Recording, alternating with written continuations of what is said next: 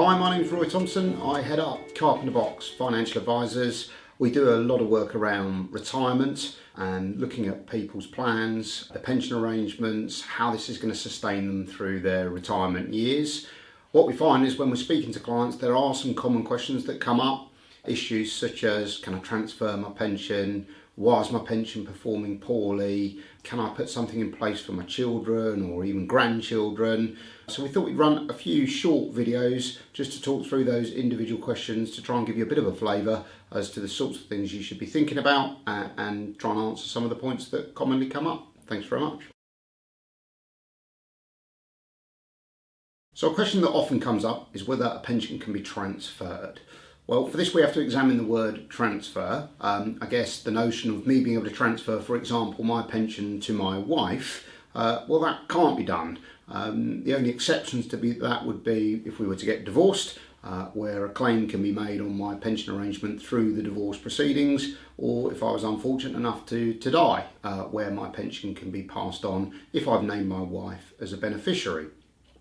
Aside from that, pensions or transferring pensions between husband and wife or between partners is not something you can do. You can, however, consider transferring pensions from one provider to another. So why would you want to transfer a pension from one provider to another? Well, a big thing is often simplification. It's a question that comes up quite regularly with clients. They've gone through their working career and they've amassed a range of different pension products with the different employers they work with, or where they've spent a bit of time on a self-employed basis. And they may sort of be unaware of which pension is still live, which one's been closed. It's a mishmash of information which is making them feel insecure about their own retirement provision. Indeed, in 2022, the Pension Policy Institute suggested there was as much as £26 billion worth of pensions that have been mislaid. It's a significant figure when we consider that that's money that should be set aside to help people enjoy their retirement life.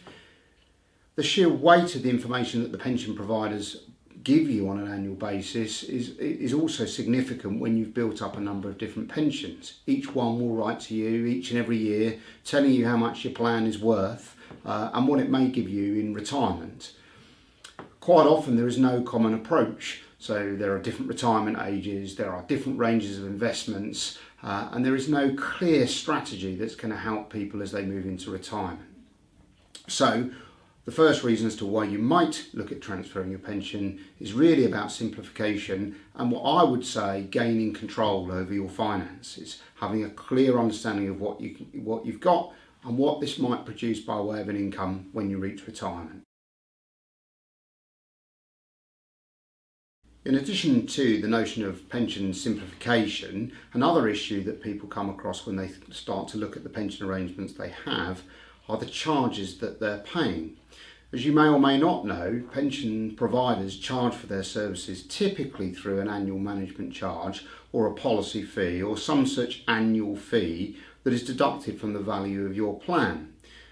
Older pension schemes that were around perhaps 20 or 30 years ago were commonly charged at a higher rate than a more modern scheme which uses more technology to help assist the consumer get a quality outcome.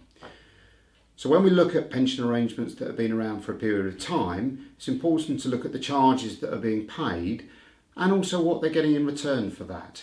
So if there are limited features or benefits that would provide a value for money concept on the charge that's being applied, then that might be a reason that you would seek to transfer your pension to a more modern arrangement where those charges might be a little bit cheaper.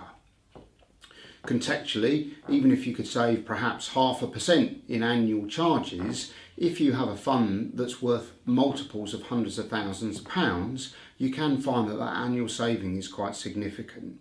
So certainly charges are a key issue and a key thing to analyse when we start to think about the notion of transferring your pension from one provider to another. Having looked at the charges that are applied by your pension plan, we also need to look at the benefits that you're entitled to. Pension legislation has changed quite significantly through the years, and some older plans have features or benefits that applied when legislation was quite different. These can actually be quite useful as you approach and go into retirement. Some old schemes had certain guarantees of a certain value or an amount of tax-free cash that you were entitled to. In addition to that, we have to look at how the money can be invested. The investment options that you have in your pension are often overlooked and actually can make a significant difference to your retirement outcomes. So having flexibility over the investments you can choose can be quite important, certainly to some individuals where they have specific needs. What is true is whether you're looking to simplify your pensions, reduce your charges, or simply try and ascertain better performance, before you transfer your pension arrangements, you really should look for professional advice. There is a wealth of information that the pension providers can give you, but piecing that all together is like a jigsaw, and getting a good outcome from that is something that professional guidance can give you. So if you're considering transferring your pension arrangements, or more to the point, taking control of your own retirement planning, I would strongly recommend you seek out professional guidance.